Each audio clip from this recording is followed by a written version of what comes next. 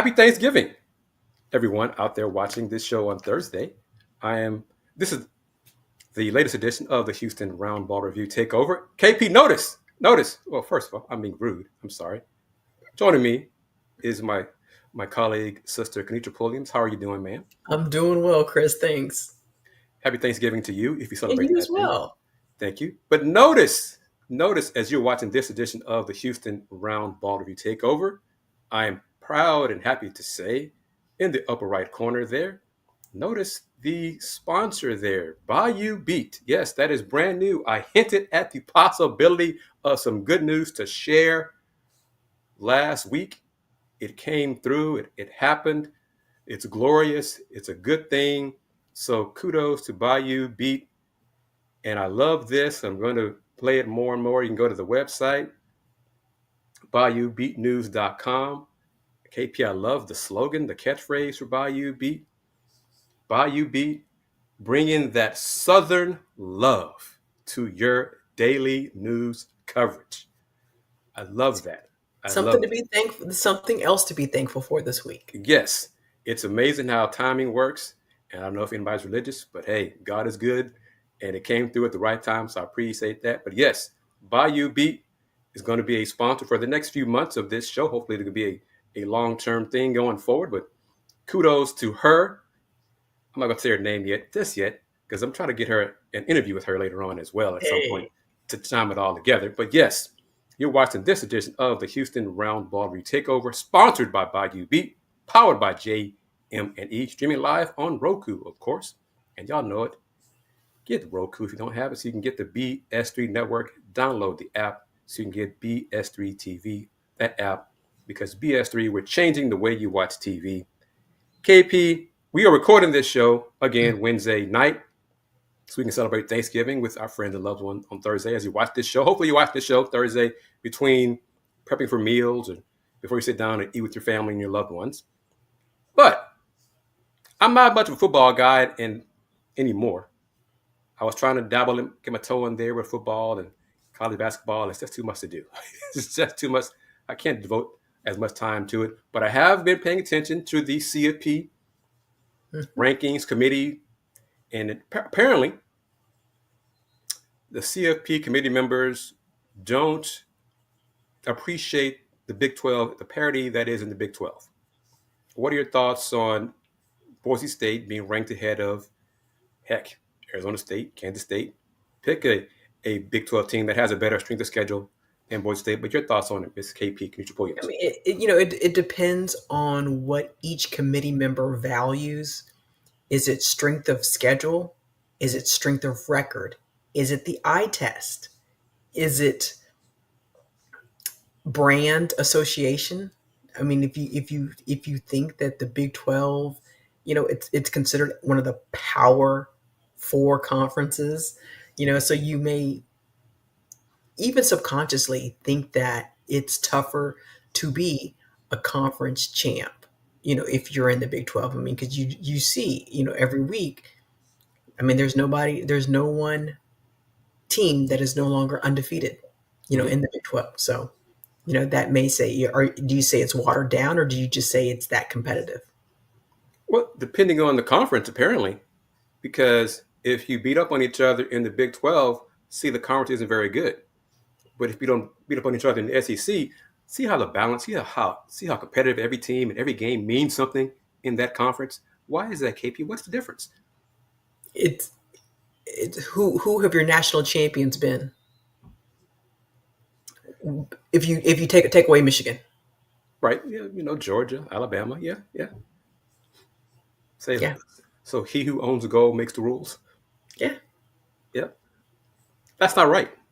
That and that's one of the reasons why I have, for years, pulled away from college football, and it's just not. It's before the CFP expanded to 12 and soon to be 14, 16, 24 if the SEC continues to, cannibalize itself and Commissioner Sankey wants to get as many teams as possible from his conference in there.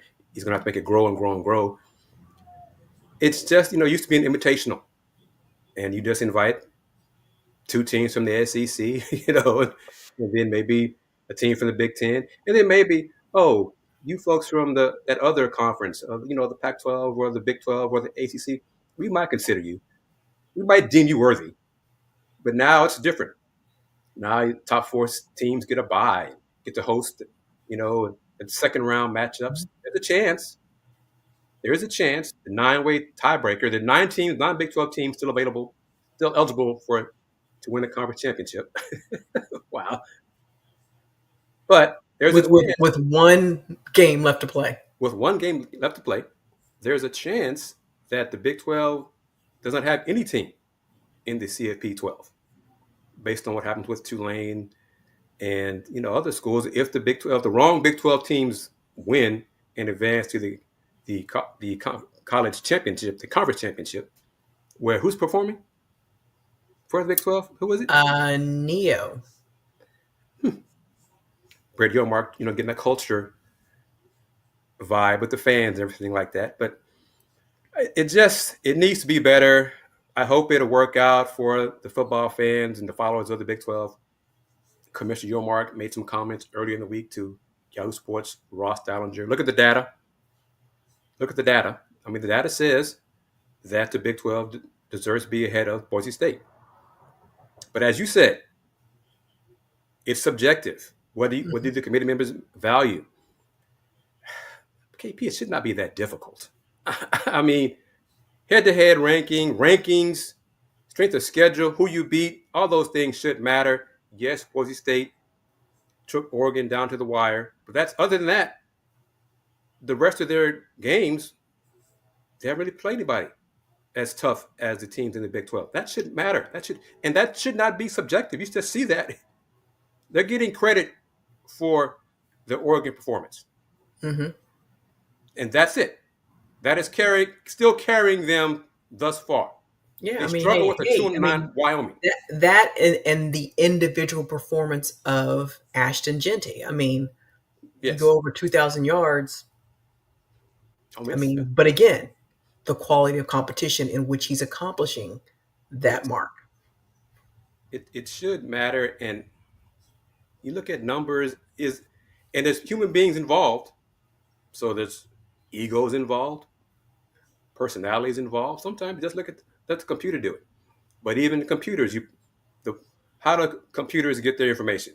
From humans. You got to program it. Mm-hmm. So there's still going to be some bias in it anyway along those lines. Yeah. Whoever codes it. Yeah. All right. We haven't talked since Saturday, Sunday in women's hoops was shaken up.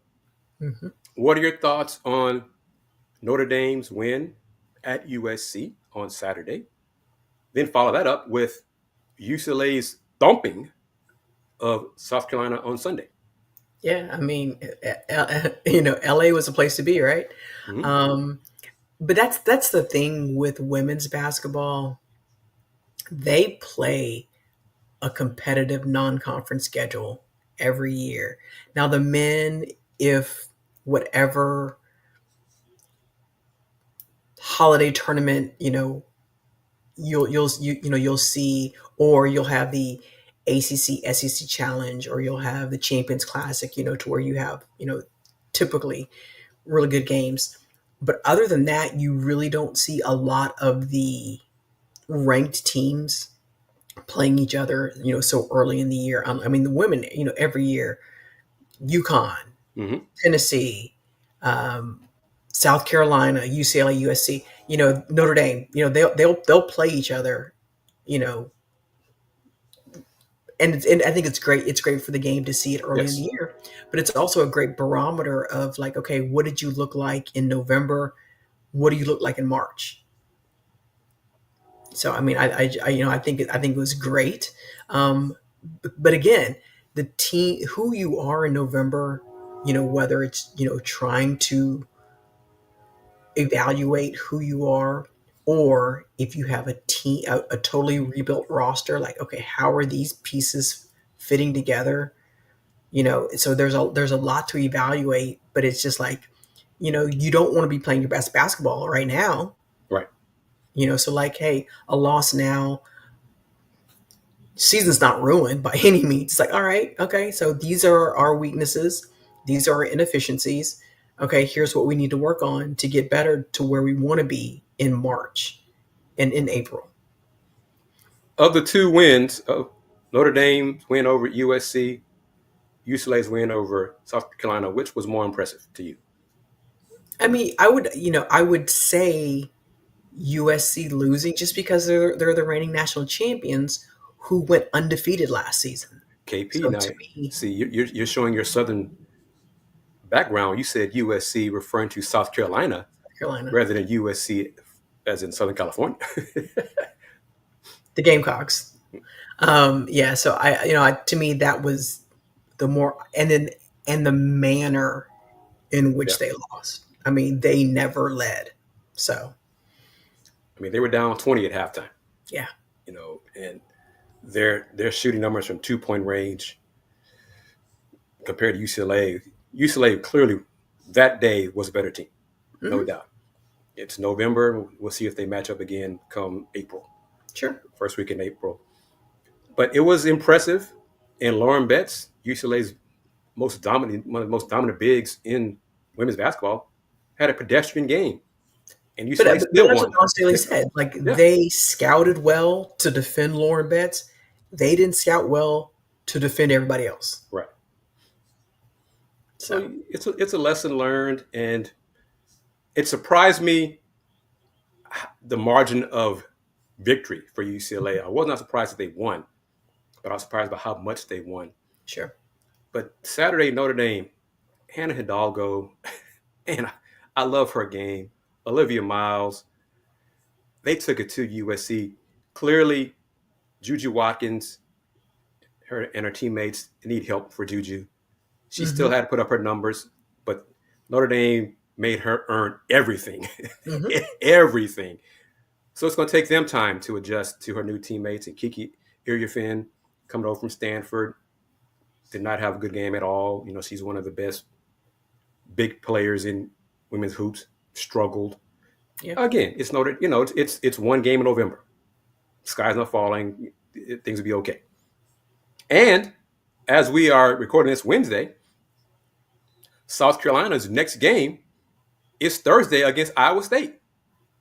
Iowa State and their big freshman, Audie Crooks, who scored the game-winning bucket as they defeated Drake. Iowa State coming off a loss to Northern Iowa, struggled against Drake. I'm kind of curious to see how they match up against the Gamecocks. Kind of curious to see how the Gamecocks bounce back from their loss to UCLA. Big 12 women's hoops has taken a few bumps, but so has Big 12 men's hoops. The Coogs have lost twice, Alabama and Auburn. The SEC fans would be raising their flag proudly all over the place. Baylor's lost a few times, men's and women's side. Yeah. Kansas State has lost, men's and women's side. Arizona's lost on the men's side at least twice. I saw West Virginia beat Gonzaga. Kansas has survived.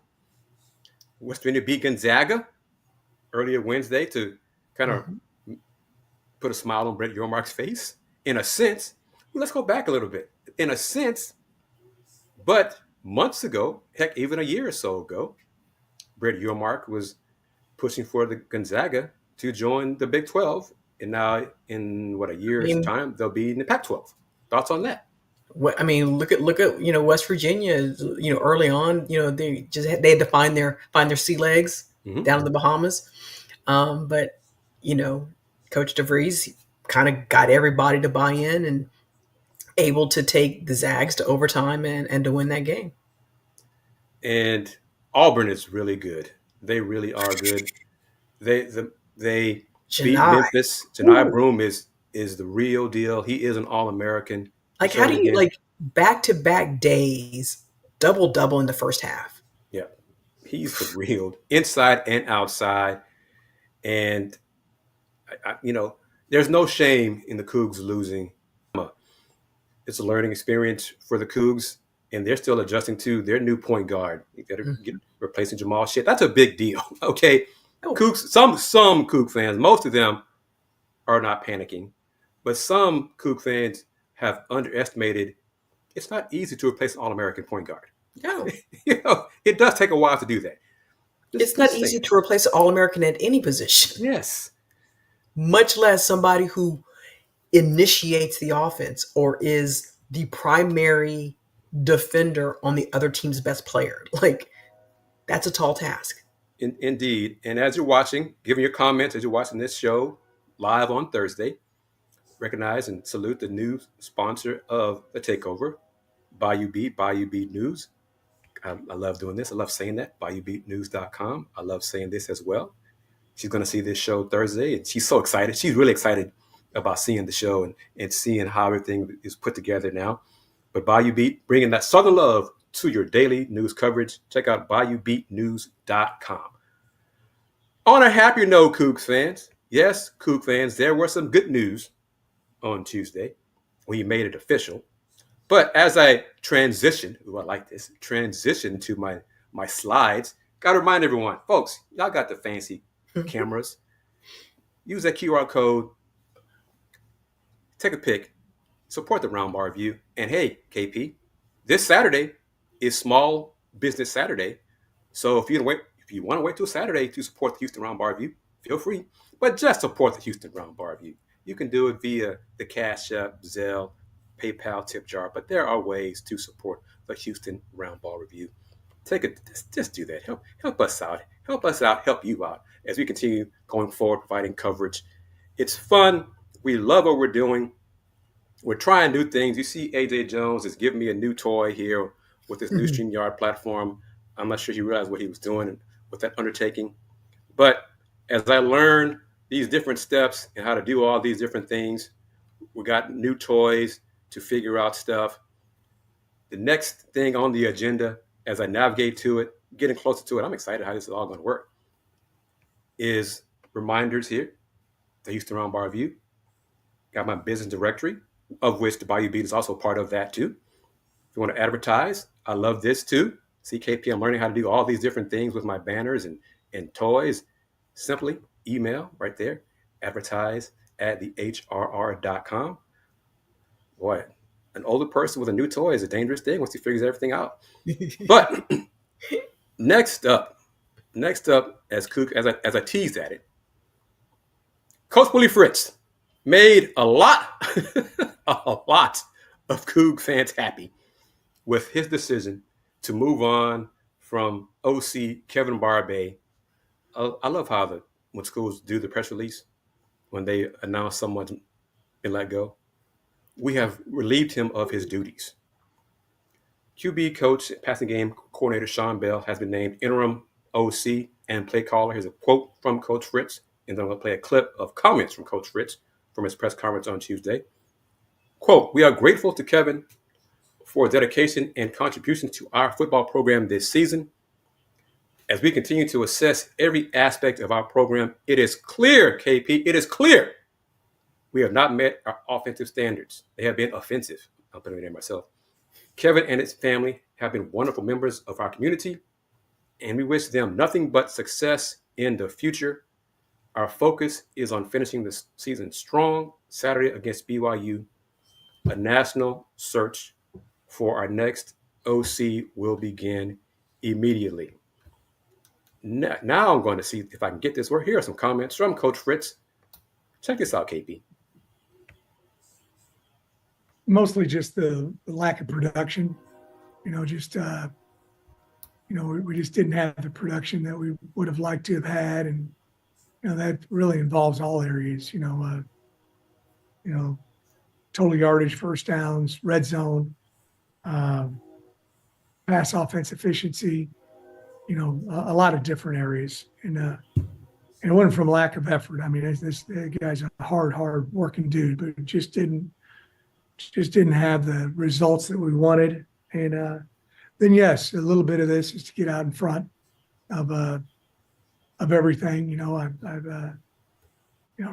released it this morning, and I think we had I don't know how many messages on my phone when I just looked at it here a little while ago. So some of it was to get out in front of it as well. But there's no front runner. I got some people that I've, obviously that I know and respect, and will seek some counsel from them also. But just want to make sure it's a great fit for us here at the University of Houston.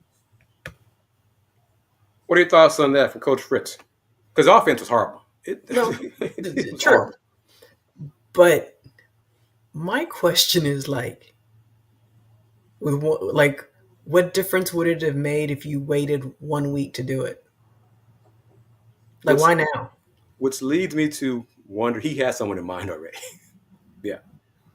He said all the right things.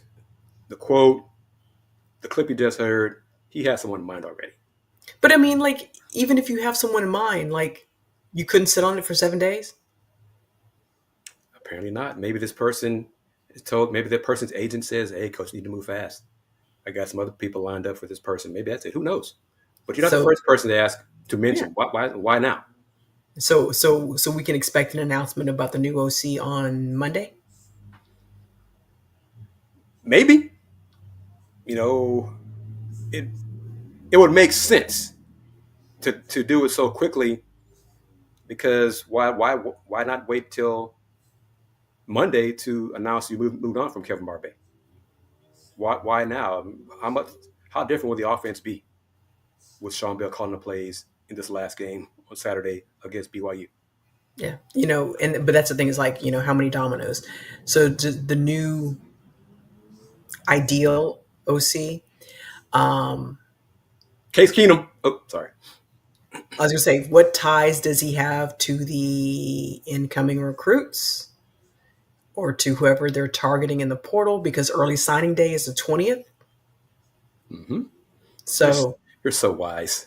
Is it somebody's personal coach, somebody's high school coach, or is it a matter of not poaching, enticing a current coach at another school to bring some of his athletes with him when he comes?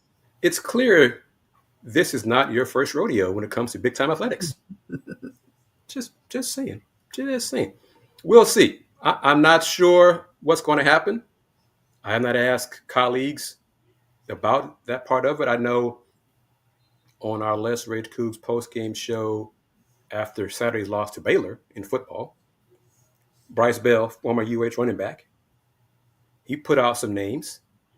OC from Texas Tech, Juice, has ties with UH alum. He said Case Keenum. He knows Case Keenum has thought about getting into coaching once he finally retires. I'm not saying Case is going to retire at the end of this season, but I think he was injured, right? He missed this season, not this season with an injury.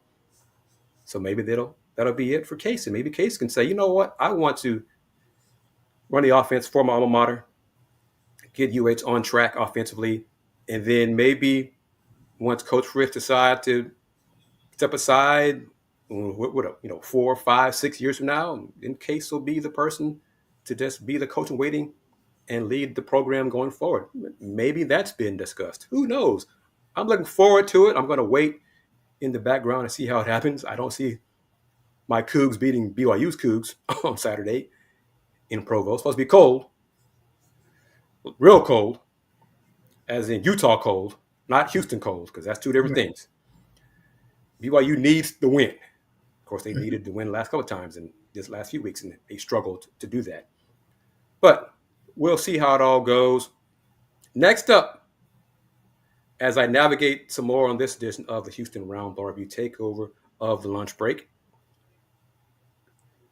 the Cougs were not the only Houston team or Houston area team in the news regarding coaching changes. And I'm going to navigate the slides here and jump to it. Let me see if I can do it here. Got to do a few things. I'm learning how to do all this stuff here. I don't like it. But KP can't tell, and I do like that. But this one happened on Sunday. Mostly just the lack of production. See. Just I do different things that happened right there. We just didn't have the production that we would have liked to have had, and that really involves all areas. Total yardage, first downs, red zone. Do you hear anything, KB? Pass offense efficiency.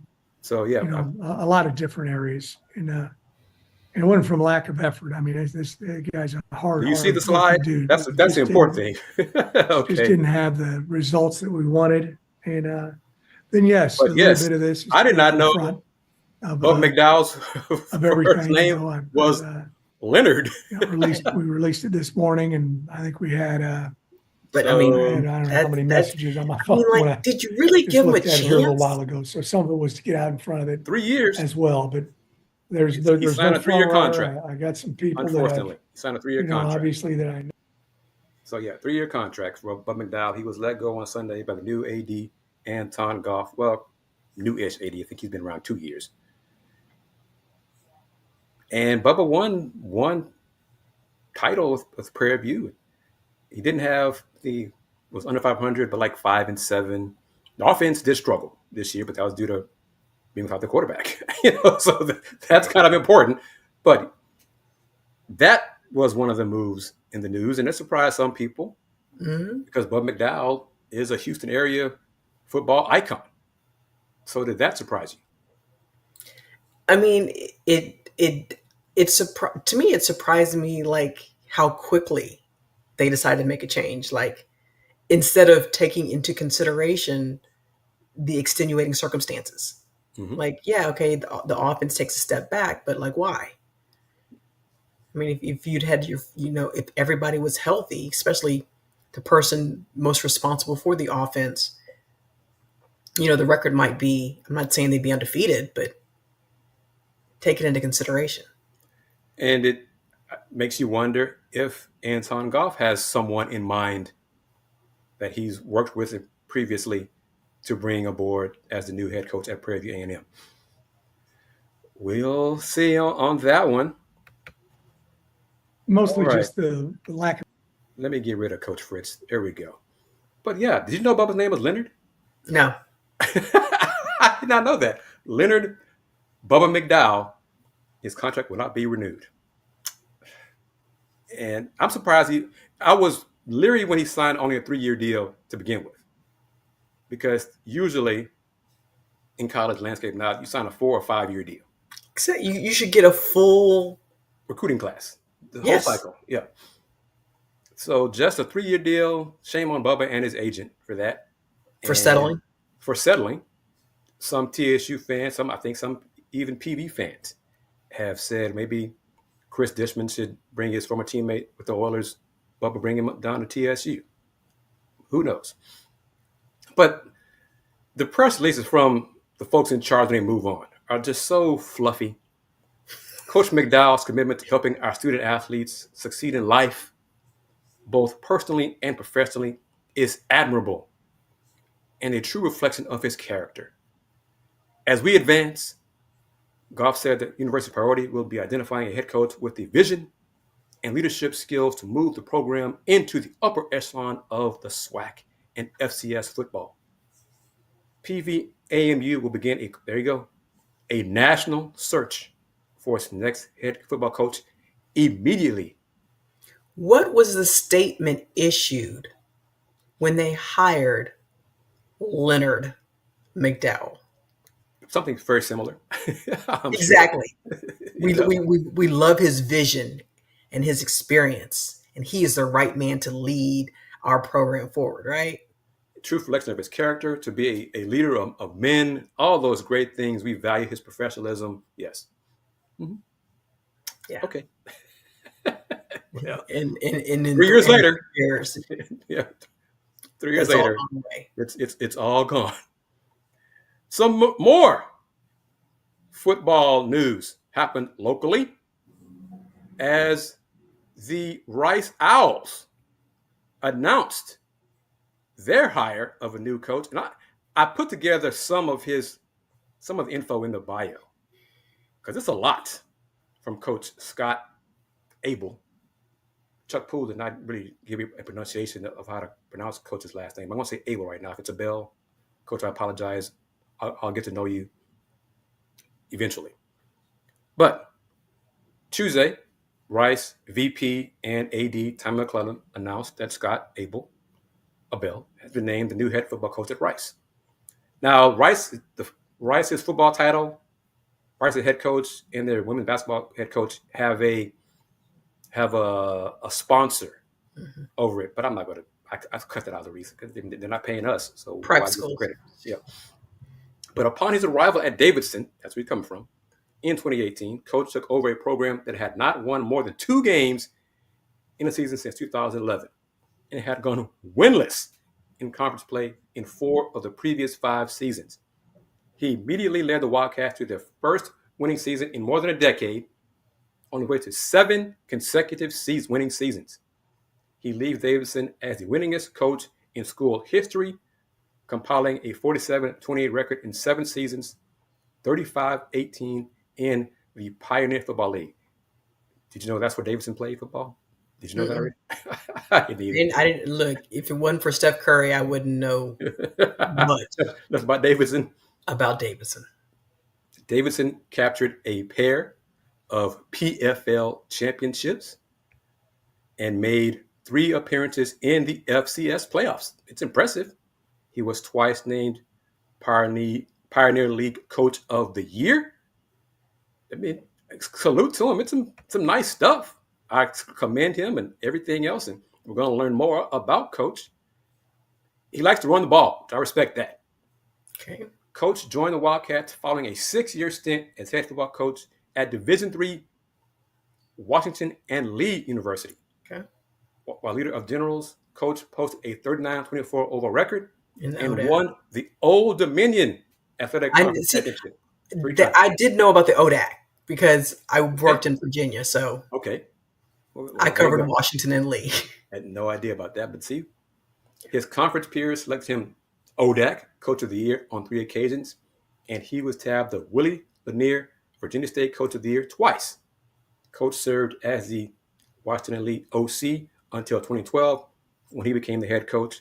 Under Coach, the Generals were transformed into a national rushing powerhouse, leading the NCAA Division III in rushing 3 of his final 6 seasons. So he likes to ground and pound. I like that. That's old school. I'm not sure how much it's going to work here in the state of Texas, but we shall see. But lastly, his 2015 squad went undefeated in the regular season, the first to do so in program history, and set records in total yards, 5,439, of which rushing was 4,773, and points scored 417. His head coaching career started uphill in 1997 at Liberty High School near Lynchburg, Virginia, where he turned an 0-10 program into district champions in 3 years. He moved to nearby Amherst High School, which had not brought home a state title in a dozen years, and led team to back-to-back state titles. So he has the skill set of being a builder. I knew nothing of him prior to the announcement. I wish him well. I'm kind of curious as to his ties to Texas regarding recruiting, how he's going to put that together to assemble his staff, because I'm curious to see how many Texas high school coaches know anything about this man. Okay, sure. That's a key. And it's Rice. Rice is high academics. Yep. Elite academics. So how is he going to get the high school kids to play football at a high level, but also excel in the classroom for Rice to compete and win? So what are your thoughts on the package? There's got to be some ties. I don't know the ties with A.D. McClellan and Coach, but there got to be some connection, I'm assuming, because Tom McClellan, before I checked, I'm not sure where he was before he came over to Rice. Yeah, I mean, that, but I guess Davidson, I mean, you're having to recruit. I'm not saying take the leftovers, but you're in the same region with a bunch of ACC schools. So okay, granted, everything's bigger in Texas, so you're having to recruit the same area if you're going to go the high school ranks. With your crosstown Big 12 team, in Houston, but all of the other football programs, and I'm not even saying Big 12. I mean, you have Sam Houston State and you have Texas State. So, and then having it, probably he'll have to bring, if he thinks someone is worthy of transferring, from Davidson, bring him along with him. It worked for Diego Pavia at Vanderbilt. So, it shows that you can go from a lower tier school up. But again, as you said, the academic requirements at Rice and the style of football, is that going to work at Rice? Yes. I'm curious about that for sure. Okay. Bottom of the hour, a little bit past the bottom of the hour. Going to play my BS3 promo. But of course, you're watching the Houston Roundball Review Takeover of the lunch break, sponsored by Bayou Beat, Bayou Beat News. If I smiled more, y'all would know it. But BayouBeatNews.com. Salute to her. Check out BayouBeatNews.com. She's doing big things there, and we have a lot in store and partnering each other. She's going to put up some of the work and videos from my channel on her website. So it's going to be a good partnership. We have a lot of things in store for the rest of this year and 2025 as well. But Bayou Beat, I love the slogan, Bayou Beat, bringing that Southern love to your daily news coverage. But yes, bottom of the hour, go to BayouBeatNews.com. The takeover, the Houston Roundball Takeover, is powered by JM&E, also available via the BS3 Network. And if you're new to the show, thank you. Come again, tell your friends. But here is a promo to give you a little bit of an idea of what BS3 is all about. You're watching the Houston Roundball Takeover via BS3, streaming live on Roku. Yes. Well, you're watching it live on Roku. But check it out. The BS3 promo. We'll be back in about 35 seconds. BS3 Network, changing the way you watch TV.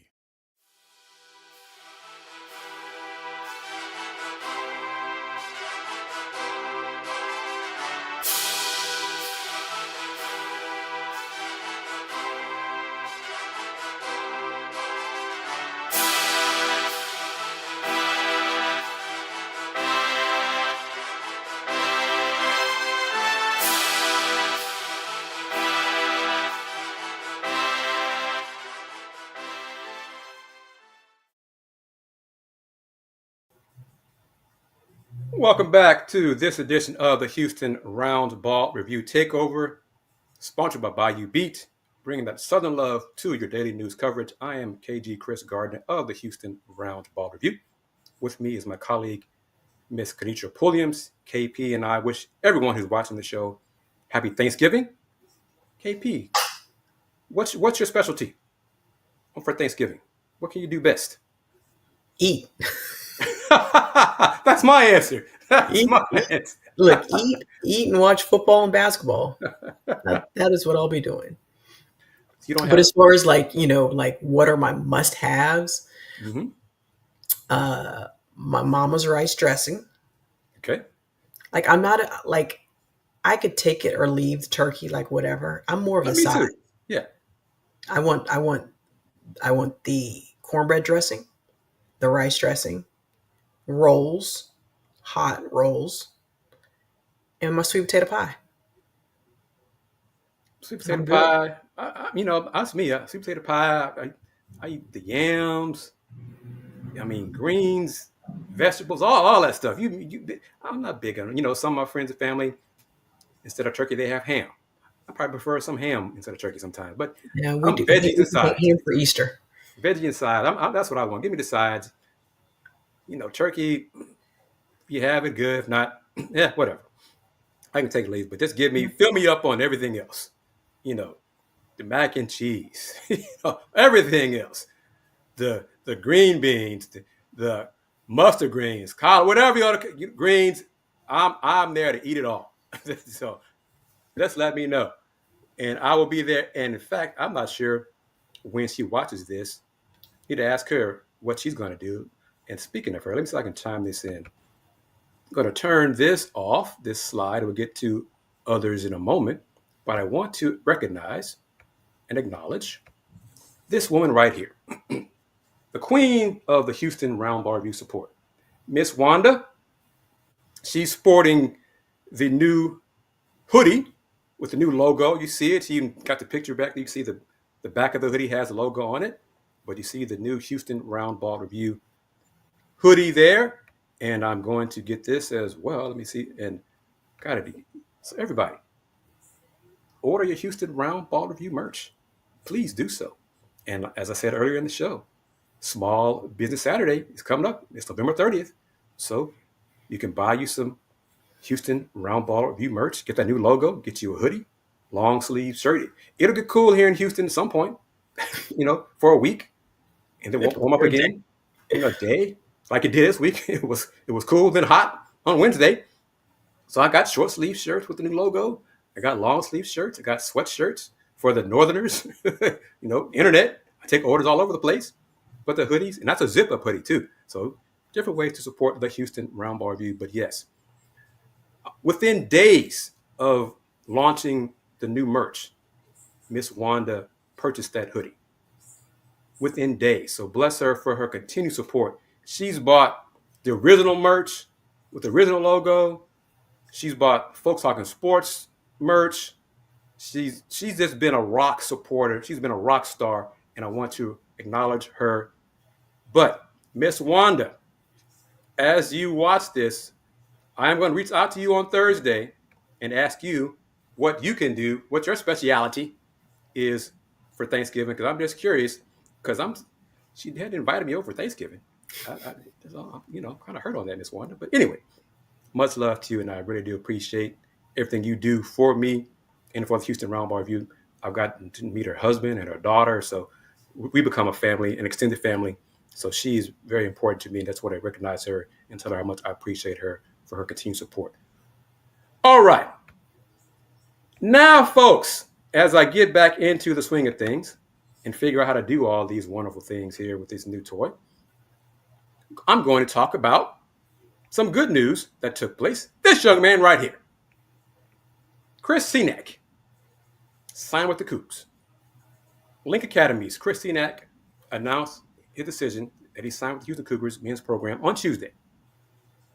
But the key phrase there, next paragraph, after signing with Houston last Wednesday, because that was the last day of the basketball fall period, Cenac made Tuesday's public announcement in Salt Lake City, where Link Academy was competing in a tournament this week.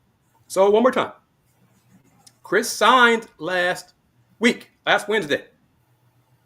I hinted, KP, on last week's show that there was a possibility that the Cougs would have some other news to share. This is the news. I was told last week about, we got to, might have a fourth person to announce. The Chris Cenac signing was the fourth person. I'm trying to get more folks to recognize and appreciate. Make sure I do know a few things. I do know some people. I'm just saying. But Cenac chose the Cougs over Kentucky, Auburn, Arkansas, Tennessee, LSU, and Baylor. He is the real deal, folks. The real deal. 6'10", 230. I don't know about 230, but anyway. He is a consensus 5-star recruit by 24/7 Sports, On3, Rivals, and ESPN. And the school always has put this in there. He will compete as a freshman beginning during the 25-26 season and have 4 years of eligibility. KP, he's one and done. Okay, he's one and done. He's a 5-star. He's a one and done. He was a top 10 recruit by all the national recruiting organizations and was listed as the #1 center in the country by 24/7 Sports and ESPN 100. Here's more info. This is some from ESPN. Jeff Borzello and Paul Biancardi. He has a 7'4" wingspan that allows him to contest shots, block shots, and gain deflections. Offensively, he produces inside and out with back-to-the-basket moves, footwork, and an effective jump hook. He also has an impressive face-up game, comfortable out to the three-point line. He already shows the rim running, mobility, shot blocking, and touch of today's modern big man. Ranked number 7 in the ESPN 100, Cenac becomes the Coogs' highest-ranked recruit since the ESPN recruiting base began in 2007. With him in the fold, Houston now has the number 2 recruiting class in the country, behind only Duke. Cenac joins a group that already includes top 25 guards, Isaiah Harwell, number 14 ranked, Kingston Flemings, number 21, and 4-star guard Bryce Jackson. KP, I haven't gone back and checked, but before Bryce Jackson signed, he was a 3-star. Like a month ago. He was 3-star because he was still coming off his leg injury. Really 2 years of injuries and surgeries. Mm-hmm. Now he's a 4-star all of a sudden. So, but the Houston Cougars, the number 2 recruiting class in the country, behind only Duke. What do you think about that, Miss KP? Yes. I mean, yes, it's great. It makes headlines. And basketball is different than football. But at the same time, can you supplement this great recruiting class with a key experienced transfer? And that is the plan. You know what I'm saying? So it's like because the learning curve is steep. Mm-hmm. Even if your name is Cooper Flagg, it's still steep. Yes. Going from high school to college, and being thrust into starting the lineup right away. I mean, your body's not ready for college, mm-hmm. and a 40-game schedule. So you need someone to come in and just kind of like, all right, to where each player doesn't have to come in and be the man mm-hmm. every night. It's okay to just to kind of learn the ropes and pace yourself for the rigors of college basketball. And I'm curious, as the Cougs enter this new era of multiple 5-star signees, mm-hmm. this is probably going to impact some of the current players. Mm-hmm. In this era of transfer portal, some of the current players, heck, I don't know if it's happened already, but at some point, the coaches may say to the players at the end of the season, it might be in your best interest to look elsewhere. Mm-hmm. We're going to help you find the best fit for you. We thank you for your time. It'll be like the press release version of letting a coach go. Thank mm-hmm. you for your time here. Thank you for everything you've done for our program. But it might be in your best interest if you look elsewhere. Seeking other opportunities. Yes, seeking other opportunities. Well put. See, you're better at this than I am. But yes. Okay, so I think that's going to happen. And the Cougs may not be done.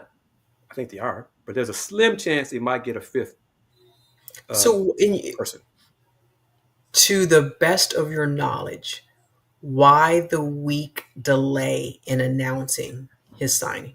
I'm glad you asked that because I'm going to try to play this. And, I'm going to preface what I'm going to play. The clip I'm going to play is via the Bleacher Report app. Mm-hmm. Chris announced with his mom, his teammates, at an eating establishment. Popular for wings. Mm-hmm. And I believe that eating establishment, and you see it throughout the tournament, mm-hmm. is one of his supporters? NIL supporters. So I think that's part of why he did the delay. He's a brand. He's a business person. And that's another thing I think some of the older alums, not just at Houston, but all the other programs, going to have to accept that these young athletes, male and female, they are brands now. Mm-hmm. And they're going to market themselves as such. And that's part of the NIL landscape. Coach Sampson has said it. You can like it or not like it, but it's here. So it's, might as well accept it because it's not going away anytime soon. But when I play the clip, you will see Chris taking a bite of a wing. Product placement. Bingo. All right, so let me turn off one slide and play another. All right, here we go. Chris Cenac, Coach Sampson, and Paige Kuhn from Bleacher Report, who's the one you see asking the questions.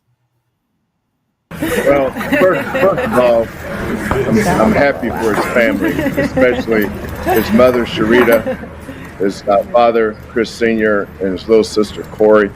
I know this has been an arduous process to get to this point, but as we progress with this with Chris, I can't say enough about Quantas White, who is the point person for Chris, being able to lay the groundwork, get all the behind-the-scenes stuff done, the hours and hours of evaluation and going to see Chris play all over the country. But just as Chris chose us, we chose him too. And I think it's important to know how important Chris's family is in this and supported him every step of the way. He's got a great mother in Sharita, tremendous father, Chris. His little sister, Corey, again, were all important in this decision for him. But we're excited about Chris. We think he has the chance to really improve and get better and reach all of his goals and dreams. He was very consistent about what he was looking for from day one. He wanted to go somewhere where he was going to get challenged and pushed and be the best he can be. And I think that's why he chose Houston, and we're excited that he's here, and I can't wait to start working with him in the summer. Awesome. We talked a lot about the recruiting process with him. Sorry, Chris, go ahead. Do you want to say anything else to Coach before we ask him a few questions about you? Nah, I was just thanking him. I mean, him recruiting me since the beginning for like almost everyone, so just want to thank him a lot. I'm ready to work. I'm ready to get better. Look at I that. can't wait. And he's funny. Yeah. No, Chris is, I think, a coach's dream. He wants to be good. He's got the talent. He's got the drive. Now let's put the time and effort and purposeful work in. Let's see how good, and let's see how far we can take this. I mean, we're all excited. Our whole staff. My whole staff is sitting here by me, so they're just as excited as I am.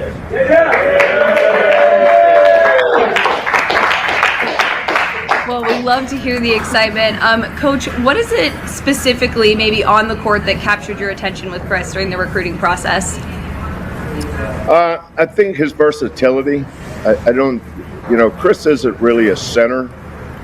He's a basketball player more than he's a position player. We like the fact that he can stretch the floor with the three ball. We also like the fact that he can pass it and make his teammates better. But the areas of his game that he needs to improve on are the things that I think that we've been pretty good at here, whether it's with Jarris Walker or Jamal Shedd, Quentin Grimes, Marcus Sasser. We've had a lot of driven kids that's been drafted into the NBA, and I see Chris as one of those guys. Now, before he gets to the NBA, how do you see him impacting your team next season? Well, we're going to lose some key seniors, especially our starting four-man in J1 Roberts. We think Chris can come in here and be a versatile big, help us stretch the floor with his three-point shooting, bang the boards and rebound, be a shot blocker, and be complete. We're not going to plug him in one area. We're going to use him all over the floor. But I think his greatest strength right now is his skill set and his versatility. Awesome. Well, thank you so much again for joining us. Chris, any parting thoughts for your coach? I'm ready to work, Coach. That's all I got to say. I can't wait to. And again, I want to congratulate his mom, Sharita, and his dad, Chris Sr., and his little sister, Corey. They've been awesome every step of the way. Awesome. Well, thank you so much, Coach, for joining us, and good luck tonight. So there you go. What are your thoughts on what you heard there from Coach Sampson and Chris Cenac, ready to work. Ready to work. Thanks to family multiple times. Like, just read the, he does it right after scouting report from Vegas. You can recognize the conference room. It's like, okay. And then the whole staff. So like, great. We'll see what happens. And you can tell for everyone who's watching, that had been planned. Okay, goes back to the part of the press release and the announcement. Chris signed last week. Right. So it wasn't like Bleacher Report, called up Coach Kelvin Sampson 5 minutes after Chris announced his choice of going to Houston. On the day of a game. Yes, on the day of a game. Usually coaches are so locked in on scouting report, pregame meet, like you have walk through, shoot around, blah, blah, blah, blah, blah. Oh, let me take a timeout to acknowledge the signing that happened a week ago. Yes. So that's cynical me. No, but that's also correct, you. And that's another reason why I like working with you on these shows, because of your insight, and you keep it real. And Kenitra Pulliams, have you moved on from one social media platform to another yet? I have flown the coop. Okay. I'm evaluating my options, my social media options. Mm-hmm. And then I'll decide what's best in the best interest of my future. Keep me posted on that. I have well. That's why I've done this for a while now. Did it for a while. I'm on IG Spoutable. Need to add Blue Sky on here, but IG Spoutable, Threads, and TikTok. Houston Roundball Review. But as always, wrap it up on this edition of the Houston Roundball Review Takeover, sponsored by Bayou Beat, BayouBeatNews.com. Bayou Beat, bring in that Southern love to your daily news coverage. You're going to see this a lot for the next few weeks through probably February. The new sponsor, new partnership with Bayou Beat. So thank her for her support and for keeping her word as we wrap up this edition of the Takeover, because KP, this year's been rough because some folks I thought I could trust and some business people did not come through. Heck, some of them just stopped calling or stopped emailing, responding to text, but yet I still see them follow me on platforms. Go figure that. But anyway, as we wrap it up, Ms. Kenitra Pulliams, thank you very much as always for taking time. And anytime. Again, happy Thanksgiving to you. And we're going to do this again probably on Wednesdays for a while, if that's okay with you. Cool. Because of my changing work schedule. But everyone, Small Business Saturday is this Saturday. Support the Houston Roundball Review. Order your Houston Roundball Review merch. One more time, if I can get that up. As a reminder, as a note, y'all know, support the Roundball Review. Buy you a mug, buy you a hat, buy you a shirt, buy you a hoodie, buy you a long sleeve shirt, I got to get into some shorts. I got to get that too. But finally, last but not least, y'all know it, since 1994, the Houston Roundball Review. Local name, global perspective.